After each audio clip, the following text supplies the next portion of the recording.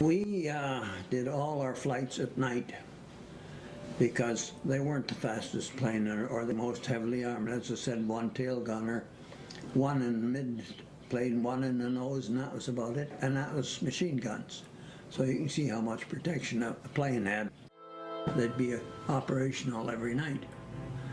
And they'd start out fairly early. That is a clip from a movie project made by a young Saskatoon student in grade 12, Josh Ray, and featuring Joe Lang, who is a World War II veteran who doesn't look a day over 80 but tells me he's 93.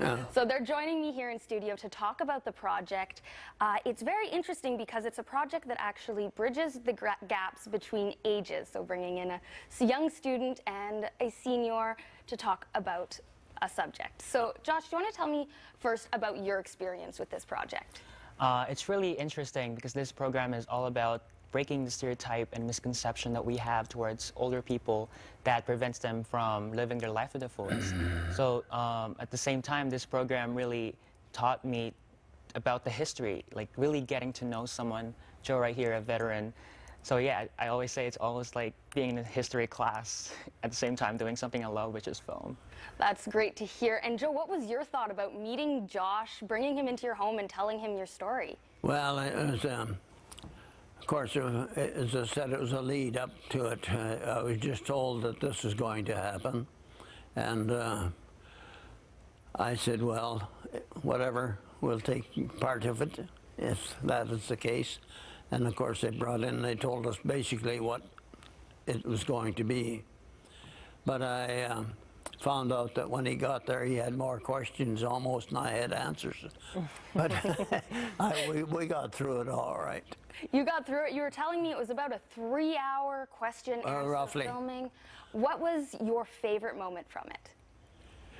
Oh, I don't know. I guess explaining some of the war experiences that I had. Mind you, we talked about everything from life before the war and what it was like on the farm, and then what it was like afterwards.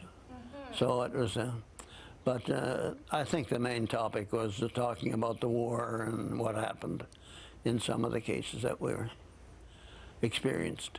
And how was it for you, Joe, to be revisiting some of those memories? You were an airplane mechanic during the Second World War. Aero engine, yeah. Yeah, and so what was it like revisiting those memories? To which? Just the memories of the war, revisiting them. Well, that's what I said. It was a refreshing kind of an experience to go through it step by step, and you start to think of things that happened that you almost forgot about, if you want to say that, because you don't run those things through your mind every day. And so it was kind of nice in a way to review them. And review them, and now they're there. It was kind of nice to go through it with Josh. He was very good in asking questions. He had a lot of questions, and I think I had a lot of answers. So I'm loving your answers right now. And now there's that video. That video is going to be premiered tonight, and that is your story. Yeah. It's being preserved in a video form. How do you feel about that? Well, it's nice to see that. I didn't expect this, of course, when I started this program, but it's nice that we're going through with it, and it'll be nice to see it. You haven't seen it yet? Well, part of it, just clips, just little clips of it. Are you nervous for him to see this? I'm quite confident, actually. He did a good job. That's good to hear. And now, Josh, you were telling me that you are interested in films. You've done media school, and this is something you did outside of school, just out of pure interest. And what do you think about the documentary format? The documentary format, it's really an interesting medium for me. I'm more about the fiction area, like writing my own script, and the documentary format is definitely something that makes me feel like I'm making a difference in some way and making an impact because it's actual real life and you're telling a story of someone. And now, coming up to November 11th, Remembrance Day on Friday, this question's for both of you. What do you hope people remember, and how will you be spending the day? Well, I think the big part is reflecting back on the times in the service and some of the crucial things that happened, of course, in flights and that went over from England, of course, as I said, Bomber Command. I was in Bomber Command for the length of time I was over there. And we had flights going every night. One in mid Over and played one in the nose hoping nuts. they'd all come back, which they didn't necessarily all do. But that was part of going through a war, which is not a good thing, but it happens.